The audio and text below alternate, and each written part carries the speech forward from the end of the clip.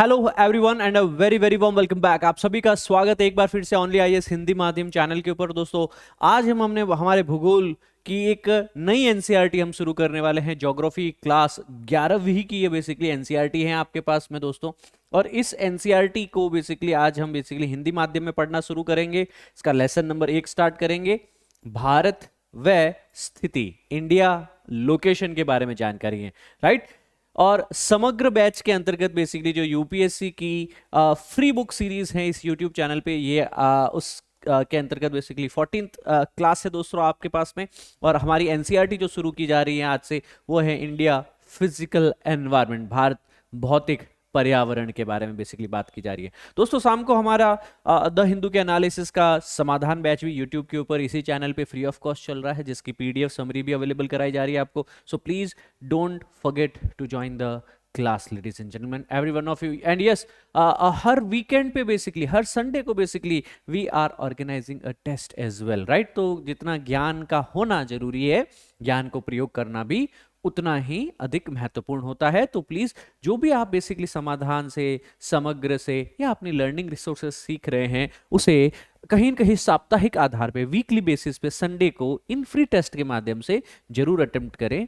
And definitely ये कहीं कि आपका एक वैल्यू एडिशन होगा लर्निंग प्रोसेस का। आप सभी का बहुत बहुत धन्यवाद देना चाहूंगा मैं आप लोगों के लिए। बहुत ही कृतज्ञ हूँ, ग्रेटफुल हूँ कि आपने इस समग्र सीरीज को और इस ज्योग्राफी के इनिशिएटिव को बहुत ही प्यार, स्नेह और सम्मान दिया। आपके स्नेह सम्मान के लिए हमेशा बेसिकली आपका आभारी रहूंगा दोस्तों। आई होप इस वीडियो को भी आप अंतिम तक देखेंगे और कमेंट सेक्शन में आप अपना फीडबैक जरूर देंगे दोस्तों। इस बुक को और एनसीईआरटी को अभी तक आपने नहीं खरीदा है तो कोई दिक्कत नहीं है, आज हम बेसिकली इसकी समरी शुरू करें। तो आप अगर इन लेसन्स को सुनेंगे भी, है ना, अगर रिकॉर्डेड में देख रहे हैं इस वीडियो को अभी नहीं या बाद में भी कभी भी सुन रहे हैं अपनी, कभी भी 2023, 24, 25 किसी भी वर्ष की तैयारी के लिए बुक बहुत ही महत्वपूर्ण है इंडियन ज्योग्राफी के दृष्टिकोण से दोस्तों। 11वीं की एनसीईआरटी। अच्छा, इसकी ओरिजिनल अगर बुक नहीं है आपके पास में तो समरी भी आप डाउनलोड कर पाएंगे पीडब्ल्यू एप्लीकेशन पे ही। ये जो नोट्स हैं वो भी आपको दे दिए जाएंगे दोस्तों, राइट।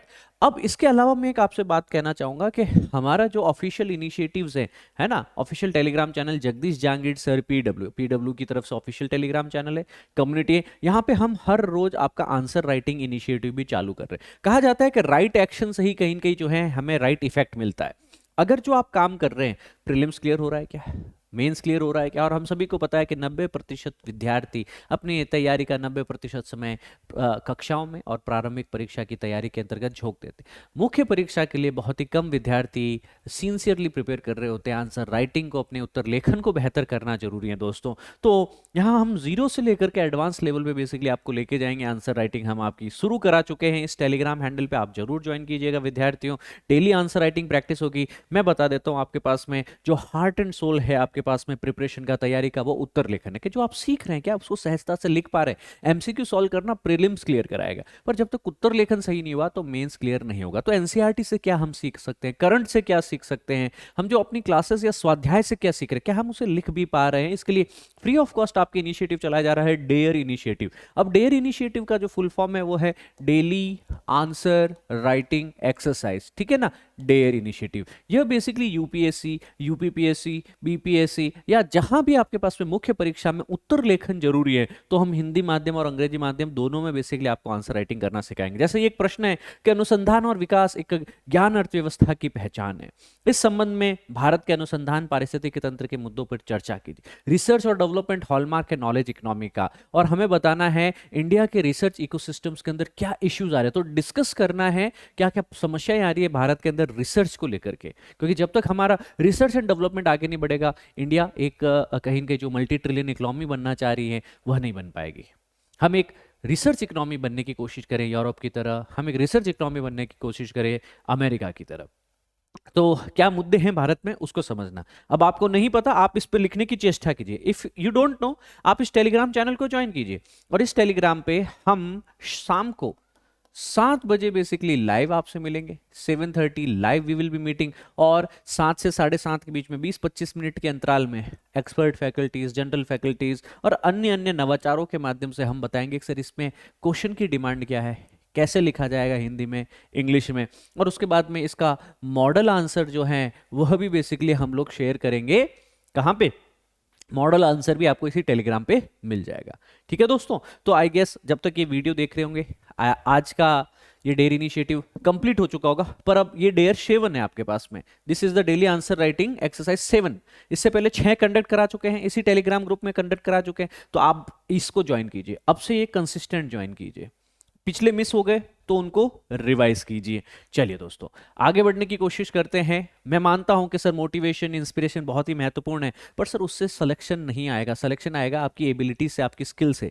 आप क्या प्रारंभिक परीक्षा के अंदर बेसिकली स्किलफुल हैं, क्या एबल हैं प्रीलिम्स क्लियर करने के लिए, क्या एबल हैं मेंस क्लियर करने के लिए, आंसर राइटिंग के लिए। तो गोज विदाउट सेइंग आपकी परफॉर्मेंस, जो आपका रिजल्ट है वो तब आएगा जब आप मोटिवेटेड हो, जब आप सतत तैयारी कर रहे हो, जब आप जोश में साथ में होश में भी हो, आपकी एबिलिटीज भी कहीं न कहीं जो है वो बढ़ रही है, आपकी दक्षता, आपकी कहीं न कहीं सामर्थ्य और सक्षम भी बढ़े दोस्तों, राइट।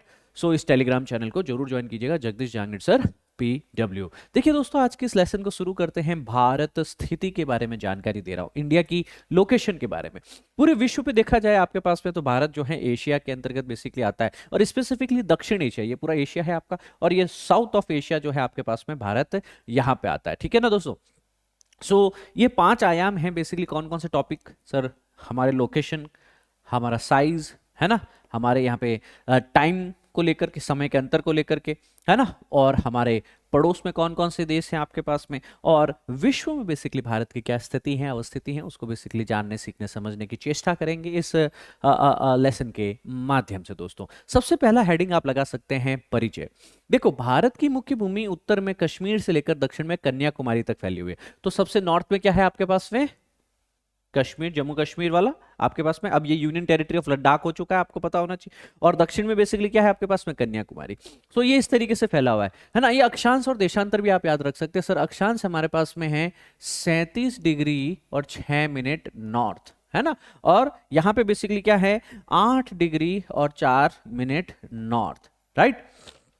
क्या ये क्लियर है आपको। तो यहां पे ये हो गया आपके पास में उत्तरतम और दक्षिणतम बिंदु भारत के। अब अगर मैं आपके पास में पूर्वतम और पश्चिमतम कहूं, तो पूर्व में अरुणाचल प्रदेश और पश्चिम में गुजरात तक फैली हुई है। पूर्व में कौन सा राज्य है, अरुणाचल प्रदेश है, यहाँ पे ये वाला पॉइंट आपके पास में, और इधर है आपके पास में गुजरात तक फैली हुई। यहाँ पे आपके पास में 6, 8, 68 डिग्री और 7 मिनट बेसिकली जो है ना, और यहाँ पे आपके पास में है 97 डिग्री और 25 मिनट बेसिकली। ये क्या है, इसकी भारत की देशांतरीय स्थिति, जो खड़ी रेखाएं होती है उनको देशांतर कहा जाता है, ईस्ट, है ना, प्राइम मेरिडियन लाइन के ईस्ट के अंदर है। तो भारत बेसिकली 37 डिग्री से लेकर के 8 डिग्री तक अक्षांशीय स्थिति है, 68 डिग्री से लेकर के 97 डिग्री तक भारत की देशांतरीय स्थिति है। जम्मू कश्मीर से कन्याकुमारी तक और गुजरात से अरुणाचल प्रदेश तक भारत का एक्सटेंशन हो रहा है।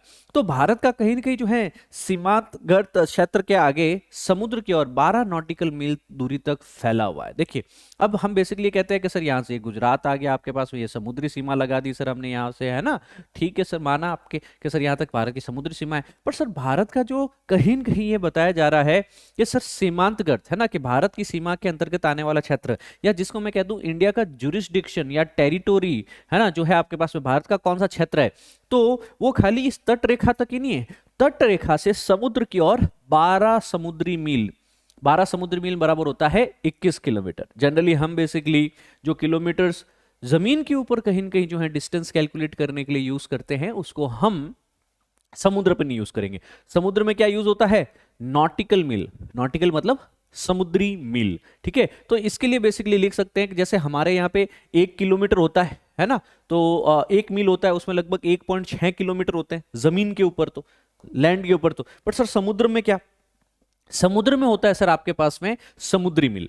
समुद्री मील जो है उसके अंदर लगभग 1.8 किलोमीटर होते हैं। तो मानक मील से, स्टैंडर्ड माइल से, जो जमीन के ऊपर कहीं न कहीं डिस्टेंस का द्योतक होता है, उससे थोड़ा सा लंबा होता है समुद्री मील, 1.8 किलोमीटर के करीब होता है दोस्तों। I hope this point is quite clear to all of you. अब भारत की अक्षांशीय और देशांतरीय स्थिति आपको पता होनी चाहिए कि 37 डिग्री 6 मिनट से लेकर के 8 डिग्री 4 मिनट है। प्रश्न आएगा भारत की देशांतरीय, है ना, लॉन्गिट्यूडनल पोजीशन 68 डिग्री ईस्ट से लेकर के 97.2 डिग्री ईस्ट तक है आपके पास में। तो यहाँ पे लगभग देखेंगे तो 37 से 8 लगभग 30 डिग्री लंबा है ना, 68 से भी 97 तक डिफरेंस देखेंगे तो लगभग 30 डिग्री के करीब है। तो सर भारत का अक्षांशीय या देशांतरी मतलब लंबाई या चौड़ाई में अगर मैं बेसिकली देखूं तो सर 30 डिग्री का कहीं न कहीं जो है आपके पास में एक्सपांशन देखने को मिलता है, विस्तार देखने को मिलता है। उत्तर से दक्षिण तक इसकी विस्तारता लगभग कितनी है आपके पास में, उत्तर से दक्षिण तक 3214 किलोमीटर तक है। जबकि आपके पास में पश्चिम से पूर्व तक बेसिकली अगर देखा जाएगा तो वह है 2933 किलोमीटर, यहाँ गुजरात से अरुणाचल प्रदेश तक। तो सर भारत की लंबाई थोड़ी ज्यादा है, चौड़ाई थोड़ी सी कम है, ज्यादा नहीं, 200-300 किलोमीटर का डिफरेंस है दोस्तों। सो अक्षांश रेखाओं के मानों से ज्ञात होता है कि भारत का दक्षिणी हिस्सा उष्ण कटिबंध में आता है और उत्तरी हिस्सा उपोष्ण कटिबंध में आता है आपके पास में, या कोष्ण शीतोष्ण कटिबंध में आता है। देखो ये कौन सी लाइन है, ये वाली लाइन को हम लोग कहते हैं कर्क रेखा, ट्रॉपिक ऑफ कैंसर। क्या है आपके पास में, इसको कहते हैं कर्क रेखा, जिसको बेसिकली हम क्या कहते हैं 23.5 डिग्री नॉर्थ। अब सर यह रेखा के नीचे इक्वेटर है ना, आपकी जो इक्वेटर है 0 डिग्री इक्वेटर, इक्वेटर और ये कर्क रेखा के बीच के क्षेत्र को हम लोग क्या कहेंगे कि सर ये ट्रॉपिकल है। ये वाला रीजन कौन सा है, यह क्षेत्र उष्ण कटिबंधीय क्षेत्र है। अच्छा उसके ऊपर बेसिकली क्या रहेगा, इसके ऊपर का जो है सब ट्रॉपिकल, जिसको हम लोग कहेंगे उपोष्ण कटिबंध, इतना गर्म नहीं पर थोड़ा गर्म होगा। तो सर ये वाला एरिया जो है आपके पास में सब ट्रॉपिकल एरिया के अंतर्गत आ जाता है आपके पास में, ठीक है ना। तो यही स्थिति देश में भू आकृति, जलवायु, मिट्टी के प्रकार और प्राकृतिक वनस्पति में पाई जाने वाली भारी भिन्नता के लिए उत्तरदायी है। तो सर भारत में किस टाइप का मेजर क्लाइमेट है कि सर कर्क रेखा के नीचे ट्रॉपिकल है, इसके ऊपर सर टेम्परेट या फिर सब ट्रॉपिकल सिचुएशन पाई जाती है। इस कारण यहां अलग अलग लैंडस्केप, अलग अलग जलवायु, अलग अलग मिट्टियां, अलग अलग वेजिटेशन है ना, वनस्पति पाई जाएगी। तो सर भारत में इतना ऋतुगत, इतना जलवायु का, हवा का, पानी का, तापमान का, मिट्टी का, वनस्पति का जो काफी डाइवर्सिटी, काफी विविधता जो देखी जाती है विद्यार्थियों, उसके पीछे मूल कारण यह भी है, उसके पीछे एक मूल कारण यह भी है। अब समय के अंतर की अगर हम बात करें, हम सभी को पता है कि सर अगर मैं पूरे ग्लोब को इस तरीके से ओपन कर दूं और यूके से, यूनाइटेड किंगडम, लंदन के ग्रीनविच शहर से निकलने वाली रेखा को अगर मैं यहाँ पे 0 डिग्री प्राइम मेरिडियन कहता हूँ, क्या कहता हूँ आपके पास में, क्या सर ये ग्रीनविच लाइन जो है वो क्या है 0 डिग्री प्राइम मेरिडियन। इसके पूर्व के अंदर बेसिकली जो है सारे देशांतर जो उत्तरी ध्रुव से दक्षिणी ध्रुव का जा रहे हैं वह इसके ईस्ट के अंदर है। उसके पश्चिम में भी इसी तरीके से आपके पास में कुछ देशांतर रेखाएं होगी जो उत्तरी ध्रुव से दक्षिणी ध्रुव को कनेक्ट करेगी, है ना, ये 2D रिप्रेजेंटेशन देखा जाए तो। सर ये जो प्राइम मेरिडियन लाइन है इसके पूर्व के अंदर भारत के स्थिति क्या है, लगभग हमारे पास में लैटिट्यूड्स हमको पता है, लॉन्गिट्यूड्स हमको पता है, और इन्हीं के अनुसार बेसिकली समय पता होता है।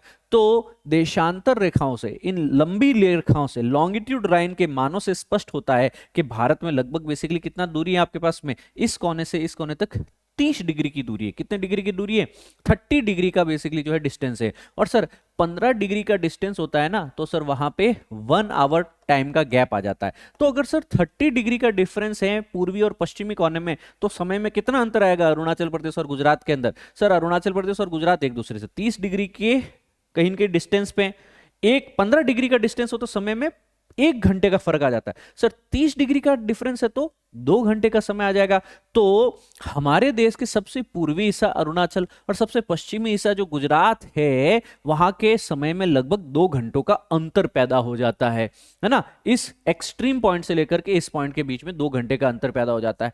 तो सपोज मेरे को अरुणाचल प्रदेश फोन करके बेसिकली वहां पे दिल्ली से बेसिकली पीएम साहब बात करना चाह रहे हैं, है ना, तो वो कहेंगे कि 8 बजे तक तैयार है ना, मीटिंग होगी कल। अब 8 किसके, 8 दिल्ली के हैं, 8 अरुणाचल प्रदेश के सूबे के, या 8 यहाँ के, क्योंकि इनमें बेसिकली डिफरेंस होगा, इस कोने से इस कोने में 2 घंटे का डिफरेंस होगा।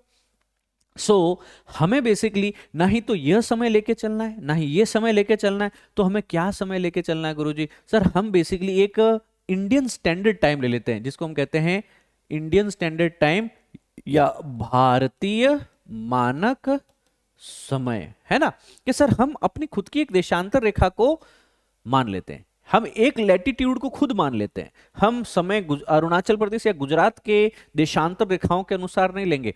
हमने खुद ने बेसिकली भारत के बीच में से एक रेखा निकाल ली और हमने उसी को भारत का मानक समय मान लिया। तो अब अरुणाचल वाले को भी बेसिकली यही समय मानना है, गुजरात वाले को भी यही समय मानना है, कश्मीर और कन्याकुमारी वाले को भी यही समय मानना है। तो जो समय अभी मेरी और आपकी घड़ी के अंदर हुआ है वह बेसिकली क्या है, भारतीय मानक समय, इंडियन स्टैंडर्ड टाइम, ताकि ये जो 2 घंटे का समय अंतर है ना भारत के अंदर ही, वह हमें ना देखने को मिले।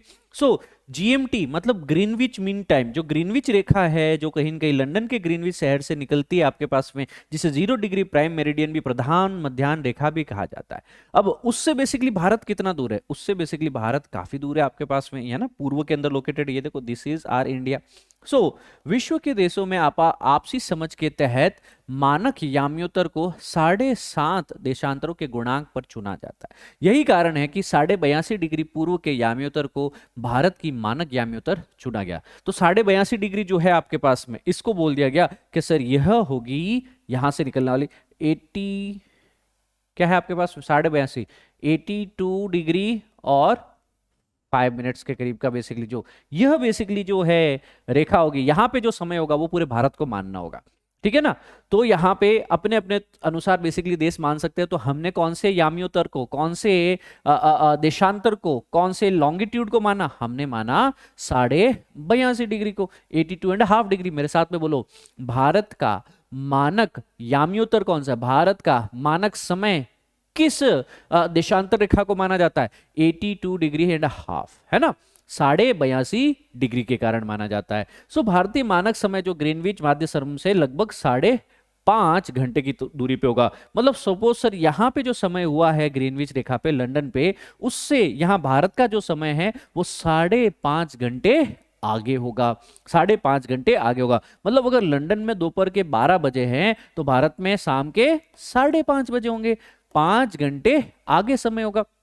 और इसके इधर बेसिकली जो होगा वो बेसिकली क्या होगा, पीछे का समय चल रहा होगा। हम तो भारत की बात कर रहे हैं, तो भारतीय मानक समय ग्रीनविच माध्य समय से, ग्रीनविच मीन टाइम से 5.5 मिनट आगे है। और कुछ देश ऐसे हैं जिनमें अधिक पूर्व या पश्चिम विस्तार के कारण एक से अधिक भी बेसिकली यहाँ पे जो है मानक समय देशांतर रेखाएं मानी जाती। जैसे अमेरिका देख लो, बहुत ज्यादा इसका इस तरीके से विस्तार है, बहुत ही ज्यादा बेसिकली पूर्व से पश्चिम की तरफ विस्तार है। अभी रशिया देख लो, पूर्व से पश्चिम की तरफ ज्यादा विस्तार है। ऑस्ट्रेलिया के देखो, पूर्व से पश्चिम तक ज्यादा विस्तार है ना। तो अच्छा सर, ऐसी परिस्थिति में क्या होता है, सर ऐसी परिस्थिति में यहाँ पे एक से, जैसे एक ये हो गया इनका मानक समय, फिर एक ये मानक समय, एक ये मानक समय, एक ये मानक समय, इस तरीके से ये अपने देश को छोटे छोटे मानक समय देशांतर रेखाओं के अनुसार में काट लेते हैं। रशिया भी कुछ ऐसा कर सकता है। रशिया भी बेसिकली क्या कर सकता है, अपने देश को छोटे छोटे मानक समयों के अंदर विभाजित कर सकता है कि आप किस जोन में खड़े हो, है ना, आप किस जोन में खड़े हो, ठीक है ना। तो पर भारत का ऐसा नहीं है। भारत का बेसिकली क्या है, भारत पूर्व से पश्चिम नहीं फैला हुआ, भारत उत्तर से दक्षिण फैला हुआ है। तो इंडिया की तो लोकेशन ये रही सर, और हमने एक रेखा बीच से खींच ली, बस वही रेखा हमारी मानक समय होगी, जो ग्रीनविच माध्य रेखा से, ग्रीनविच मीन रेखा से लगभग 5.5 घंटे का समय आगे रहेगा। इसका बेसिकली वैल्यू हमने क्या बता दिया, वैल्यू बता दिया sir 82 degree and half minutes, 82.5 degree और 30 मिनट आगे बेसिकली आपके पास में, ठीक है ना। तो संयुक्त राज्य अमेरिका में इस तरीके से 6 बेसिकली जो है टाइम जोन है, 6 time zone, 1 2 3 4 5 and 6 time zone है आपके पास में, है ना। तो समय का अंतर बेसिकली भारत के उत्तर पूर्वी राज्यों में बेसिकली देखा जाए तो वहां से बेसिकली अगर मैं पश्चिम में राजस्थान की बात करूं, जैसलमेर की तुलना में 2 घंटे पहले वहां सूर्योदय होता है। तो जैसलमेर में सूर्योदय होता है आपके पास में, सपोज हमारे यहाँ होता है सुबह 7 बजे के करीब, है ना, वहां सूर्योदय हो जाएगा सुबह 5 बजे के करीब भी। मतलब सोचो 5 बजे सूर्य भगवान निकल चुके हैं सर, ठीक है ना। तो पूर्व में डिब्रूगढ़, इम्फाल और देश के अन्य भागों में स्थित जैसलमेर और भोपाल और चेन्नई की घड़ियां एक जैसा समय दिखाती है। तो हम ये कहेंगे कि सर यहाँ पे भी बेसिकली 2 घंटे पहले का समय, पर सर हम इनको भी कहेंगे और इनको भी कहेंगे, नहीं तो आप अपनी घड़ी में समय 7 रखो, नहीं आप अपनी घड़ी के अंदर समय 5 रखो। इस इंडियन स्टैंडर्ड टाइम के ऊपर जो मिर्जापुर अहमदाबाद से, अरे सॉरी मिर्जापुर यूपी से बेसिकली होती हुई निकलती हैं, इस रेखा को बेसिकली प्रधान मध्याह्न रेखा बोला गया। बोले सर यहाँ पे जो समय है उसको बेसिकली आप अपना समय मानो, ठीक है। सो इंडियन स्टैंडर्ड टाइम भारतीय मानक समय 82.5 डिग्री देशांतर पे आधारित है, जो उत्तर प्रदेश के इलाहाबाद के पास मिर्जापुर से होकर के गुजरती है। तो आईएसटी का मान क्या है? 82.5 डिग्री। किस राज्य से निकलती है? उत्तर प्रदेश, है ना। कौन से शहर से? मिर्जापुर से। कौन सा जिला लग जाएगा? इलाहाबाद प्रयागराज। समझ में आ गया सबको? अब आते हैं विश्व में भारत की स्थिति के ऊपर। देखिए, विश्व में भारत की स्थिति अगर देखी जाए तो भारत क्षेत्रफल की दृष्टि से लगभग विश्व का 7वां सबसे बड़ा क्षेत्र है आपके पास में। लैंड वाइज, एरिया वाइज, क्षेत्रफल वाइज जो है सबसे 7वां बड़ा देश है। सबसे बड़ा रूस, फिर कनाडा, फिर संयुक्त राज्य अमेरिका, फिर चीन, फिर ब्राजील, फिर ऑस्ट्रेलिया और फिर 7वां भारत है।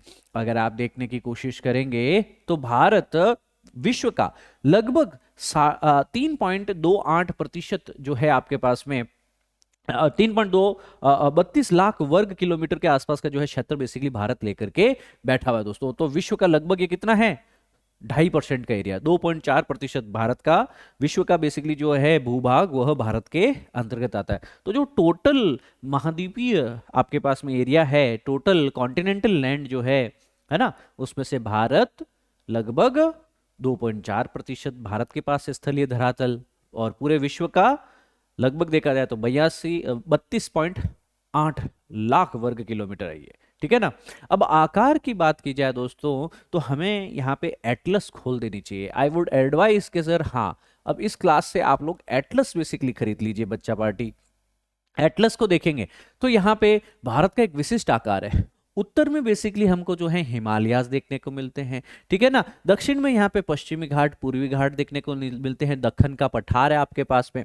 यहाँ पे गंगा के मैदान देखने को मिलते हैं। अरावली पर्वत श्रृंखला है, विंध्या और सतपुरा की बेसिकली पर्वत श्रृंखला है। फिर कहीं न कहीं उत्तर पूर्व के अंदर बेसिकली आपके पास में जो है पर्वत श्रृंखलाएं देखने को मिलेगी, जो उत्तर से बेसिकली जो है दक्षिण की तरफ बेसिकली जो है अलाइन दिखेगी आपको। कई नदियां आपको दिखेगी जो बेसिकली यहाँ पे भारत का उत्तरी मैदान बनाएगा आपके पास में। तो भारत के आकार ने इसे विशिष्ट भौगोलिक विविधता प्रदान दी है।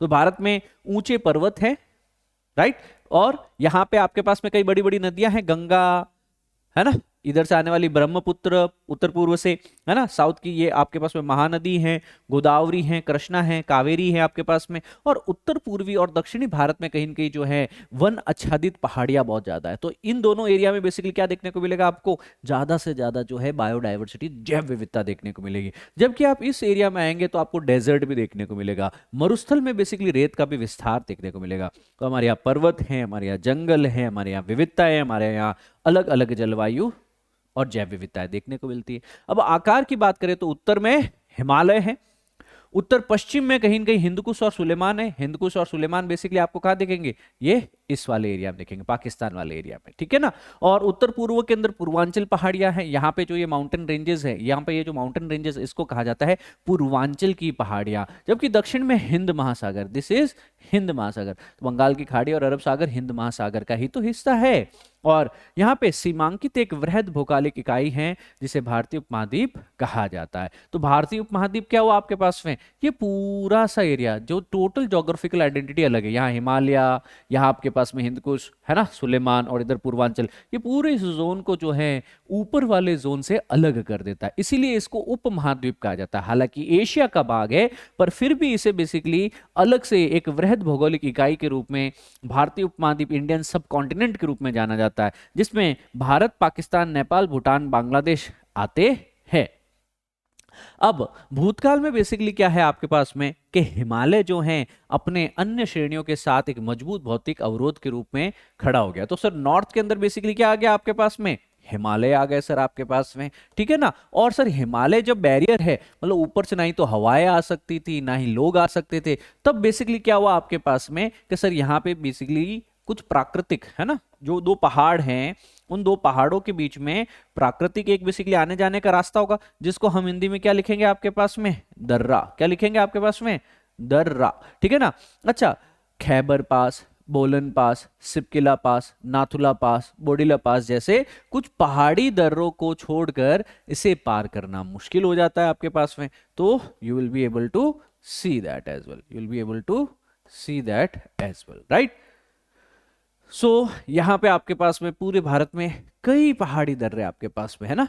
आपके लद्दाख, काराकोरम है आपके पास में, ये टोटल आपके पास में जास्कर रेंज है उसके अंदर देखने को मिलेगा। ग्रेटर हिमालयाज में, ट्रांस हिमालयाज में देखने को मिलेगा। हिमाचल, उत्तराखंड वाले हिमालयाज में देखने को मिलेगा, है ना। हमारे इवन सिक्किम में, इवन हमारे अरुणाचल प्रदेश पूर्वांचल हिमालयाज के अंदर भी लगातार आपको देखने को मिलेगा। यंग ये पास आपके पास में पूछा भी गया है। जेलेपला कहाँ है, नाथुला कहाँ है, लिपुलेक कहाँ है, माना पास कहाँ है ना, चांगला, है ना। आपके पास में ये सारे अघील पास के बारे में प्रश्न पूछा गया है। जोजिला पास कहाँ है पूछा गया, बुर्जिल पास, खारदुंगला पास पूछा गया है, बारालछला, रोहतांग कहाँ है, शिपकिला कहाँ है।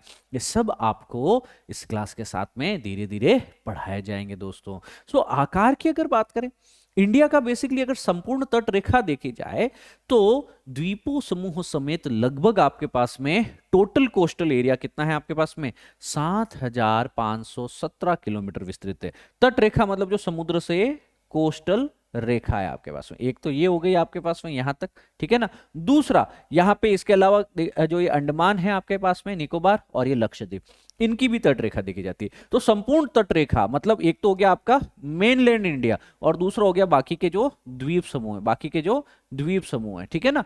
इन दोनों को मिलाकर के 7517 7517 किलोमीटर है। तो इस प्रकार भारत एक देश के रूप में विशिष्ट भौतिक विविधता पूर्वक भूभाग है जिससे विभिन्न प्रकार के संसाधन पाए जाते हैं। भारत के पड़ोसी देश कौन से, अगर आप एटलस में देखेंगे विद्यार्थियों, है ना, हालांकि अब ये चेंज हो चुका है, यहाँ पे लद्दाख बेसिकली जो टेरिटरी बन चुकी है और नीचे जम्मू कश्मीर जो है वो अलग से यूनियन टेरिटरी है। अगर आप इसके पश्चिम में देखेंगे, ठीक पाकिस्तान, इसके और पश्चिम में देखेंगे अफगानिस्तान। अफगानिस्तान का भी कहीं न कहीं जो है गिलगित बल्तिस्तान, जो कि पीओके में अभी हाल ही में भारत का ही जो बेसिकली क्या है, इनएलिएबल भारत का ही बेसिकली भाग है, इसका कहीं कहीं अफगानिस्तान से भी बॉर्डर लगता है। पर क्योंकि पाकिस्तान ने ऑक्यूपाई कर रखा है तो अभी करंटली एक्सेस नहीं, पर फ्यूचर में पीओके भारत के साथ में होगा, जब ये वाला कश्मीर का हिस्सा भारत के पास में होगा, है ना, जब पाकिस्तान इसको खाली कर देगा या भारत वापस ले लेगा, तब सर हमारा डायरेक्ट अफगानिस्तान में भी एक्सेस होगा। तो पाकिस्तान, अफगानिस्तान हमारे नेबर है। इधर देखेंगे तो नेपाल हमारा नेबर है। ऊपर देखेंगे तो तिब्बत, जो कि चीन का बेसिकली एक ऑटोनॉमस एरिया है, वो हमारा नेबर है। इधर देखेंगे तो भूटान हमारा नेबर है। इधर देखेंगे बांग्लादेश हमारा नेबर है ना। इधर देखेंगे तो म्यांमार या सो कॉल्ड बर्मा हमारा नेबर। नीचे दक्षिण में श्रीलंका हमारा नेबर है और यहाँ लक्षद्वीप जो हमारे आइलैंड्स है उसके नीचे मालदीव्स भी हमारा नेबर है। तो ये भी चीज पता चल गया। तो कौन कौन से हैं बेसिकली आपके पास में इंडियन सब कॉन्टिनेंट के अंदर, भारत सबसे बड़ा देश, पाकिस्तान, अफगानिस्तान, फिर है नेपाल, भूटान, फिर है बांग्लादेश, म्यांमार और फिर है मालदीव्स। क्या है, मालदीव, श्रीलंका, जो कि इंडियन ओशन में है। चलो, ये सारी चीजें मैं आपको बता चुका हूं। अब आपके पास में भारत एशिया महाद्वीप के दक्षिण मध्य में, कहां पे आपके पास में पूरा एशिया जो है ना उसके साउथ, मिड साउथ के अंदर लगभग ये लोकेटेड है, साउथ के भी मध्य में, है ना। इसके एक तरफ जो है अरब सागर है तो दूसरी तरफ बेसिकली जो है बंगाल की खाड़ी देखने को मिलेगी आपके पास में। और ये दोनों ही बेसिकली मिला करके बेसिकली हिंद महासागर के साथ कई भाग है आपके पास में, है ना। इसके रूप में विस्तृत इनकी दोनों भुजाएं हिंद महासागर के साथ सीमाएं बनाती।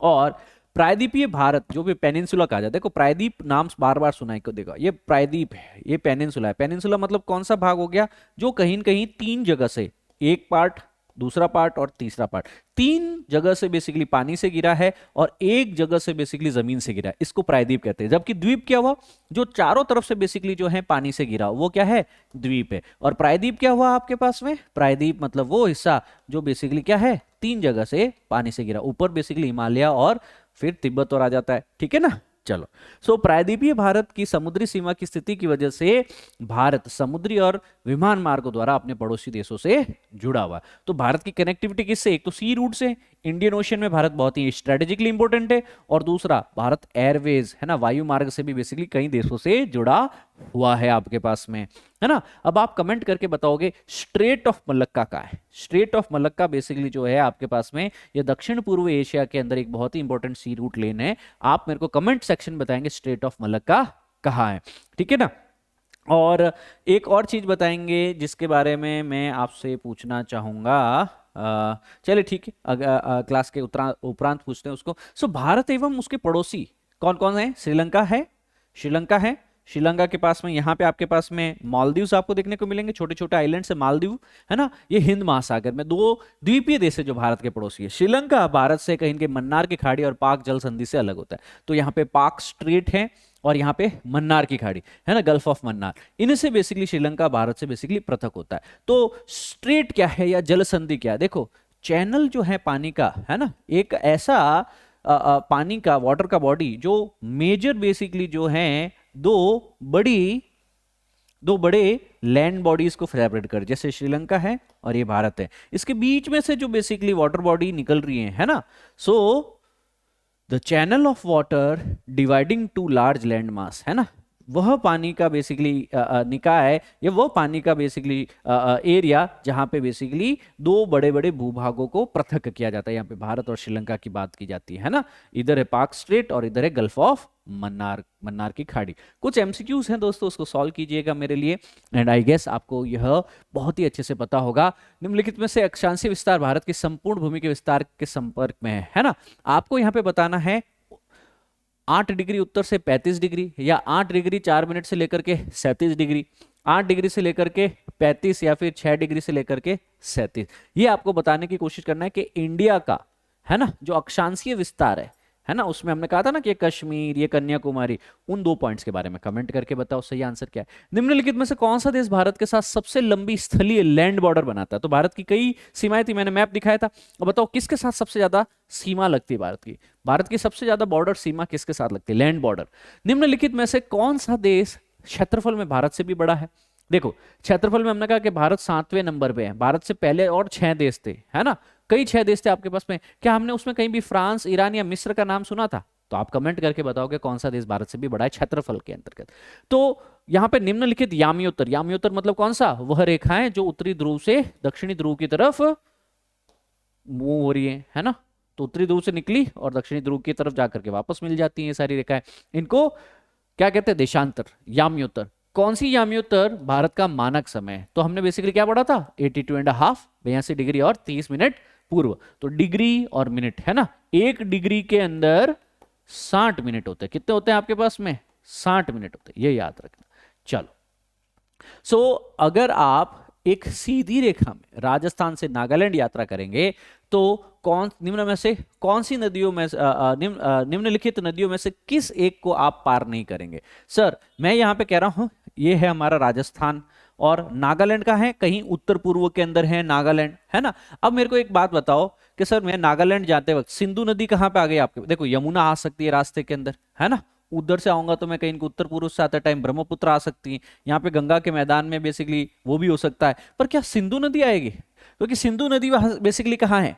कैलाश मानसरोवर वाले एरिया से निकलते हुए कहीं न कहीं लद्दाख वाले रीजन से फ्लो करते हुए वो कहां चली जाती है आपके पास में? It is flowing toward Pakistan, Karachi के पास में वह ड्रेन हो जाएगी। तो सर सिंधु नदी शायद हम क्रॉस नहीं करेंगे क्योंकि हम राजस्थान से इधर की बात कर रहे हैं, जबकि सिंधु नदी जो है वह इस डायरेक्शन में फ्लो करेगी। चलो भैया दैट्स इट। तो आंसर राइटिंग वाला आपको काम जरूर कर लेना। देखो अगर सही काम करोगे तो उसका सही इफेक्ट दिखेगा। तो आपका फीडबैक कैसे स्ट्रांग होगा?